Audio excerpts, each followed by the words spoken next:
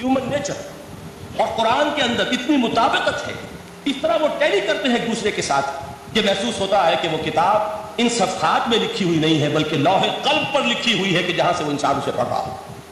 تو پہلی بات تو قرآن مجید کی سائٹ کے حوالے سے اس پہلو سے ہمارے سامنے آئی کہ جو تاثیر ہے ذات ربانی کی تجلی کی، وہی تاثیر ہے اس قرآن مجید کی، بشرطے کہ ہمارے دل جو ہیں وہ کچھ اپنے اندر اس استعداد اور صلاحیت کو پیدا کریں۔ دوسرا مقام ہے سورہ یونس کا۔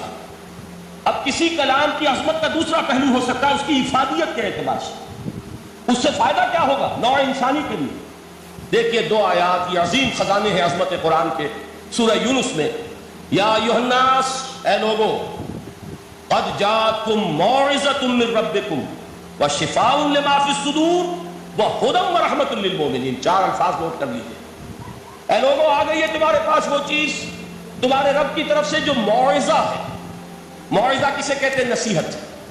اس بات کو ذرا سمجھ لیجیے ترتیب کیا ہے۔ نصیحت اسے کہتے ہیں، جی رہا نہیں جا رہا، میں نے اس کی ترتیب بدلی ہوئی ہے۔ مجھے یاد دلایا ایک صاحب نے کہ سورہ رحمان کی ابتدائی آیات کا بیان تو رہ گیا، وہ رہا نہیں، میں نے پڑھا کسی اور ترتیب سے تھا، بیان کسی اور ترتیب سے کر رہا ہوں۔ پڑھنے میں 4، 2 اور 1، اور اب جو میں بیان کر رہا ہوں پہلے ایک آیت سورہ حشر کی جو بیان کی، اب 2 آیات ہیں سورہ یونس میں۔ لوگوں، تمہارے پاس آ گئی ہے تمہارے رب کی طرف سے موعظت، اور تمہارے سینوں کے اندر جو روگ ہیں ان کے لیے علاج۔ توجہ کیجیے گا، ہم نے قرآن کو کیا سمجھا ہے؟ صرف ایک مقدس کتاب، ایک حصول ثواب یا ایصال ثواب کا آلہ۔ قرآن ہے کیا؟ نمبر 1 موعظہ۔ موعظہ کسے کہتے ہیں؟ وعظ اسے کہتے ہیں وہ بات جس سے دل نرم ہو جائے، دل کے اندر گداز پیدا کرنے والی شے۔ وجہ کیا ہے؟ اعلیٰ سے اعلیٰ حکیمانہ بات کسی سے کہی جائے، دل سخت ہے، اثر نہیں ہوگا، ایک کرست آ جاتا ہے انسان کے دل کے اوپر۔ جیسے کہ یہود کے علماء کے بارے میں فرمایا گیا، ثم قست قلوبکم فہی کالحجارۃ او اشد قسوۃ وان من الحجارۃ لما يتفجر منه الانہار وان منها لما يهبط من خشیۃ اللہ وان منها لما يشقق فيخرج منه الماء۔ اے لوگوں، پھر تمہارے دل سخت ہوتے چلے گئے، پھر وہ پتھروں کے مانند سخت ہو گئے، بلکہ ان سے بھی زیادہ سخت، اس لیے کہ پتھروں میں تو وہ بھی ہوتے ہیں کہ جو اللہ کے خوف سے گر جاتے ہیں، پتھروں میں وہ بھی ہوتے ہیں کہ جو اللہ کی خشیت سے پھٹ جاتے ہیں، ان میں سے پانی بہ نکلتا ہے۔ پتھر تو اس طرح کے ہیں، لیکن انسان کا دل جب سخت ہو جائے، جب پتھر بن جائے، تو کوئی شے دنیا کی اس کی سختی کا مقابلہ نہیں کر سکتی۔ پہلے اس سختی کو نرم کریں گے، جیسے زمین ہے چٹیل زمین، اس زمین کے اندر ہل چلے گا تو بارش جو ہے فائدہ دے گی، اس کو آپ زمین کو نرم کرتے ہیں تاکہ وہ بارش کو جذب کرے، ورنہ چٹیل زمین ہے سخت، وہ پانی بہ جائے گا اور وہ زمین کا جذب نہیں ہوگا۔ تو پہلا لفظ استعمال کیا موعظہ۔ یہ قرآن واعظ ہے، نصیحت ہے، دلوں کو نرم کرتا ہے، دلوں پر جو کرست آ گیا ہے سخت اسے توڑتا، اس میں ہل چلاتا ہے۔ پھر کیا کرتا ہے؟ پھر جب یہ جذب ہوتا ہے، شفاء لما فی الصدور، جو سینے کے روگ ہیں ان کے لیے شفا ہے۔ اب آپ غور کیجئے گا، علامہ اقبال نے انہی 2 اعتبارات سے مسلمانوں کا مرثیہ کہا کہ مسلمانوں نے اس قرآن کو نہ موعظہ کے لیے استعمال کیا اور نہ تزکیہ نفس کے لیے استعمال کیا، بلکہ اس کو تو صرف بنا لیا ہے وہ جان آسانی سے نکالنے کا نسخہ یا ایصال ثواب کا آلہ۔ چنانچہ کہتے ہیں واعظ کے لیے واعظ دستہ زن و افسانہ بند۔ واعظ جو ہے ہمارے داستانے کہتے ہیں، افسانے کہتے ہیں، قصے کہتے ہیں، لطیفے کہتے ہیں۔ معنی او پست و حرف او بلند، اس کے بیان میں معنی تو ہوتے ہیں بہت ہی گھٹیا، نیچے کے پست، الفاظ کا شکو ہوتا ہے، الفاظ بہت اونچے ہوتے ہیں۔ از خطیب و دینمی گفتار او با ضعیف و شاذ و مرسل کارے او، سارا باز و نصیحت جو ہو رہا ہے وہ ضعیف حدیثوں کے ذریعے سے، ضعیف روایات بخاری کی ہو، مسلم کی ہو، ترمذی کی ہو، ابن ماجہ کی ہو۔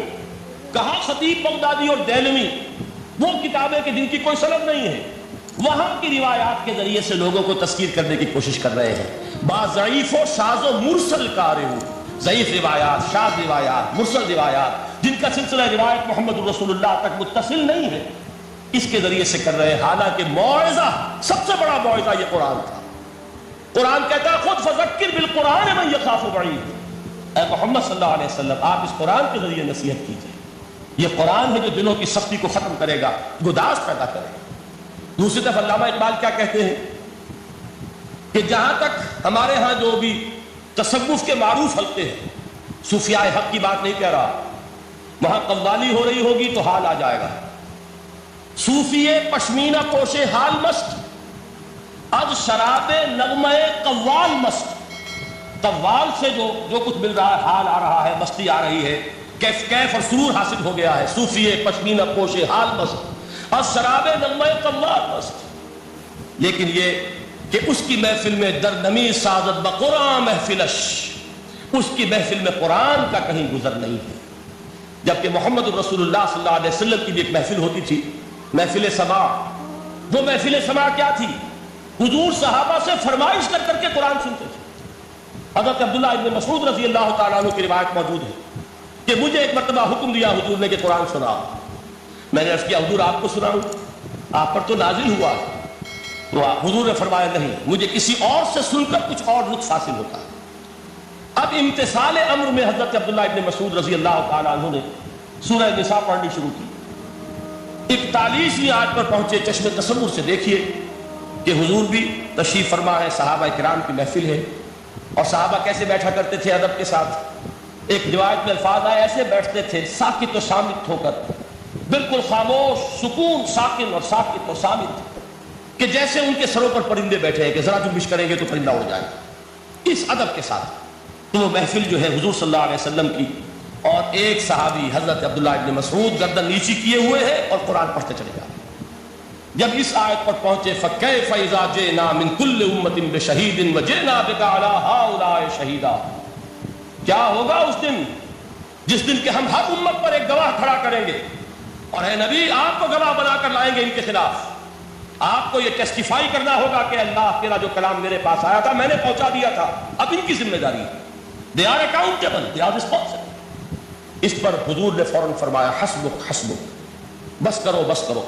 اور حضرت عبداللہ ابن مسعود فرماتے ہیں کہ میں نے جب نگاہ اٹھا کر دیکھا حضور کے آنکھوں سے آنسو روا تھے. یہ ہے سماع، یہ محفل سماع ہے. کاش کہ اللہ تعالی ہمیں اس کی توفیق عطا فرمائے. یہ ہے مسنون محفل سماع. اس قرآن کے اندر وہ گداز ہے. آیا کہ نہیں ساتویں پارے کے بالکل آغاز میں وَإِذَا سَمِعُوا مَا أُنزِلَ إِلَى الرَّسُولِ تَرَىٰ أَعْيُنَهُمْ تَفِيضُ مِنَ الدَّمْعِ مِمَّا عَرَفُوا مِنَ الْحَقِّ يَقُولُونَ رَبَّنَا آمَنَّا فَاكْتُبْنَا مَعَ الشَّاهِدِينَ. تو یہ ہے دوسری چیز کہ در حقیقت تزکیہ نفس کا ذریعہ یہ قرآن ہے. سینوں میں جو روگ ہے، حب دنیا، حب مال، حب شہرت، حب اقتدار، جس کو کہ ایڈلر کہتا ہے دی ارج ٹو ڈومینیٹ، میرا غلبہ ہو، میرا تسلط ہو، میں نمایاں ہو جاؤں، میری حکومت بن جائے، اختیار میرے ہاتھ میں آ جائے، دی ارج ٹو ڈومینیٹ. یہ ساری ارجز ہیں ہماری در حقیقت جس سے فساد رونما ہے. یہ حب مال ہے جس کی وجہ سے ہمارے اندر تنافس ہے. الہاکم التکاثر حتی زرتم المقابر. یہ کثرت اور بہتات کی طلب تمہیں غافل کیے رکھتی ہے یہاں تک کہ قبروں تک جا پہنچتے. آنکھ انسان کی کھل نہیں پاتی. جس کے پاس 10 نسلوں کے لیے کھانے کو موجود ہے اس کی بھی حرص جو ہے اور مزید کا لالچ جو ہے وہ ختم نہیں ہے. یہ چیزیں ہیں اصل روگ. ان دلوں کے روگوں کا اور سینوں کے اندر کے امراض کا علاج قرآن. یا ایھا الناس قد جاءتکم موعظۃ من ربکم وشفاء لما فی الصدور. اب جب یہ دو چیزیں ہو جائیں گی، اب تیسرا لفظ ہے ہدن. ہدایت بیکار ہے جب تک دل میں گداز نہ ہو. ہدایت بیکار ہے جب تک کہ نیت درست نہ ہو. کوئی شخص بڑا عالم ہے لیکن اپنے علم کو اس نے ذریعہ بنایا ہے دنیا کمانے کا، تو در حقیقت یہ قرآن اس کے حق میں ہدایت نہیں ہے، اس کے حق میں عذاب خدا بندی کا ذریعہ بن رہا ہے. حضور نے خود فرمایا القرآن حجت لک او علیک. یہ قرآن یا تمہارے حق میں حجت ہے یا تمہارے خلاف حجت بنے گا قرآن کے اگر قیامت کے دن. اس لیے کہ ایک شخص اس کو دنیا کمانے کا ذریعہ بنا رہا ہے، ایک شخص اس کو شہرت کے حصول کا ذریعہ بنا رہا ہے، ایک شخص علم کو ذریعہ بنا رہا ہے دنیا میں نمایاں ہونے کا، اپنی تعریف کا. حضور نے فرمایا کہ قیامت کے دن سب سے پہلے 3 افراد کا معاملہ پیش ہوگا عدالت خدا بندی میں. ایک وہ جو بڑا عالم سمجھا جاتا تھا، اس سے بڑا علم پھیلا. دوسرا وہ جو بہت صاحب ثروت تھا، اس نے بہت خیرات کے کاموں میں پیسہ لگایا. تیسرا وہ جو دنیا میں شہید سمجھا جاتا تھا کہ اللہ کی راہ میں جنگ کرتے ہوئے جان دیا. اللہ ان تینوں سے جو اس کو نعمتیں دی تھی ان کا ذکر کر کے پوچھے گا کہ میں نے تمہیں یہ دیا، تمہیں یہ دیا، تمہیں یہ دیا، تم کیا کرتے گا؟ وہ شہید کہے گا کہ اللہ میں نے تیری راہ میں جنگ کی اور اپنی جان دے دی تاکہ تو راضی ہو جائے. اللہ فرمائے گا کذبتا، تو نے جھوٹ بولا، انک قد قاتلت لئن یقال جریء، تو نے تو یہ جنگ کی تھی کہ کہا جائے کہ بڑا جری ہے، بڑا بہادر ہے. یہ لوگوں سے بہادری کے تمغے لینا تمہارا مقصود تھا. وقد قیل، وہ کہا جا چکا ہے، اب یہاں تمہارے لیے کچھ نہیں. اور فرشتوں کو حکم ہوگا اور وہ اودے منہ اس کو گھسیٹتے ہوئے جہنم میں جھونک. دنیا میں شہید سمجھا جا رہا ہے، آخرت میں جہنم میں. یہی حال اس عالم کا ہوگا، یہی حال اس دولت مند کا ہوگا. تم نے یہ علم پھیلایا تھا کہ تمہارے علم کا چرچا ہو جائے، تمہاری شہرت ہو جائے، لوگ تمہاری دست بوسی کرنے لگے، لوگ تم سے جھک کر ملے. وہ دنیا میں ہو گیا، تمہارا مطلوب مل چکا، تمہارا مقصود حاصل ہو چکا، اب یہاں کچھ نہیں. تو جان لیجئے کہ جب تک دلوں کے روگ درست نہ ہو، علم بیکار ہے، ہدایت قطعاً غیر مفید ہے. پہلے دلوں کا کرس اترے، اس کی سختی دور ہو، یہ ہے موعظہ. دلوں کے اندر سے حب جاہ، حب دنیا، حب مال نکلے، یہ ہے تزکیہ. شفاء لما فی الصدور، اب ہدایت خدا بندی، اب راستہ آپ دیکھیں گے اور اس راستے پر چلیں گے. یہ ہدایت جو ہے دنیا میں، یہی آخرت میں رحمت کی شکل میں ظاہر ہوگی. جنہوں نے اس قرآن کی ہدایت سے فائدہ اس دنیا میں اٹھایا، آخرت میں رحمت خداوندی کی بدلیاں ان پر سائے کر. ایک حدیث میں تو باقاعدہ الفاظ آئے ہیں کہ سورہ بقرہ اور سورہ آل عمران یہ دو بدلیوں کی صورت میں ظاہر ہوں گی میدان حشر میں، اور ان لوگوں پر سایہ کریں گی کہ جن کو ان سے بڑی محبت تھی. یہ چار الفاظ نوٹ کر لیجئے اسی ترتیب کے ساتھ. یا ایھا الناس قد جاءتکم موعظۃ من ربکم وشفاء لما فی الصدور وہدی ورحمۃ للمؤمنین قل بفضل اللہ وبرحمتہ. اے نبی کہہ دیجئے یہ اللہ کا بڑا فضل ہے، لوگوں سمجھو. اس کی بڑی رحمت کا ظہور ہوا ہے اس قرآن کی شکل میں. اس کی رحمت کا مظہر عطم قرآن ہے، اس کے فضل کا سب سے بڑا ثبوت قرآن ہے. فبذالک فلیفرحوا، اس پر انہیں خوشیاں منانی چاہیے.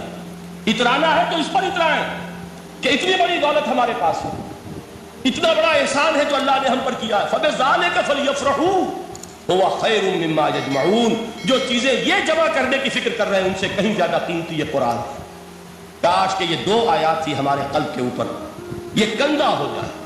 پہلی بات میں نے عرض کی تھی، اس کا شعور ہر ایک کے لیے ممکن نہیں، اس کا باطن بیدار ہو چکا ہو. لو انزلنا هذا القرآن على جبل لرأيته خاشعا متصدعا من خشیۃ اللہ. جن کی ارواح بیدار ہو چکی ہوں وہ قرآن کی اس تاثیر کو محسوس کریں گے. لیکن یہ دوسری چیز ہے کہ جو ہمارے لیے پریگمیٹک پہلو سے، عملی اعتبار سے، افادے کے اعتبار سے یہ چار الفاظ اور رحمت اور فضل خداوندی کا سب سے بڑا مظہر، اور خوشیاں مناؤ کہ اللہ کی یہ نعمت تمہارے پاس موجود ہے. اب وہ تیسرا مقام ہے سورہ رحمان کا، بڑی چھوٹی چھوٹی آیات.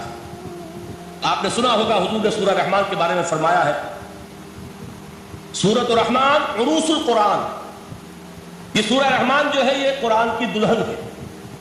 جیسے دلہن کو آپ خوشنما لباس پہناتے ہیں، آراستہ پیراستہ، اس کو گہنے اور اس کو زیور پہناتے ہیں، تو جس طریقے سے سجاتے ہیں آپ دلہن کو، اللہ تعالیٰ نے ایک سورت قرآن مجید میں یہ ایسی رکھی ہے سورہ رحمان کہ اسے خوب سجایا. اس میں الفاظ کا در و بست، اس کا اپنا ایک ڈیوائن میوزک ہے. وہ تو اللہ تعالیٰ قراء جو ہے، خاص طور پر مصر کے قراء، اللہ تعالیٰ ان پر رحمت نازل فرمائے، ان کی خطاؤں سے درگزر کرے. جس طرح قرآن کے انٹرنسک میوزک کو انہوں نے واضح کیا ہے. واقعہ یہ ہے کہ اگر یہ لوگ نہ ہوتے، شیخ عبد الباسط محمد عبد الصمد، شیخ محمود خلیل الحسنی، یہ لوگ کہ جنہوں نے قرآن کے اس غنا، میوزک، یہ لفظ جو ہے آپ حیران نہ ہو کہ میں یہ کچھ توہین کر رہا ہوں قرآن کی، حضور نے یہ لفظ استعمال کیا، تغنو. اس قرآن کو اچھی سے اچھی خوشلحانی کے ساتھ پڑھو. من لم یتغن بالقرآن فلیس منا.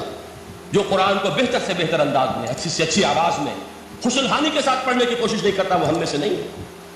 بلکہ ایک مرتبہ حضور رات کے وقت آپ گشت پر تھے اپنے ساتھیوں کے حالات معلوم کرنے کے لیے. حضرت ابو موسیٰ اشعری رضی اللہ تعالیٰ عنہ ایک صحابی ہیں، ان کے گھر کے پاس سے گزر ہوا. وہ رات کو تہجد پڑھ رہے تھے، کھڑے ہوئے کیف کے عالم میں قرآن تلاوت کر رہے ہیں. حضور کو بہت پسند آئے ان کی تلاوت، کافی دیر تک وہاں کھڑے سنتے رہے. اب انہیں کیا پتا کون سن رہا ہے. بالکل اسی طرح سمجھ لیجئے ایک بات یاد آئی ہے. حضور فرماتے ہیں کہ جس طرح کان لگا کر اللہ قرآن کو سنتا ہے کسی چیز کو نہیں سنتا. ہمیں نظر نہیں آتا نا، ہمیں معلوم نہیں. ہم قرآن پڑھ رہے ہیں تو سننے والا کون ہے؟ سب سے زیادہ کان لگا کر خود اللہ. یہاں اس لیے مجھے یاد آیا کہ ابو موسیٰ اشعری کو کیا پتا تھا کہ کون سن رہا ہے. اپنی کیفیت میں نماز میں تہجد میں قرآن کی تلاوت کر رہے تھے.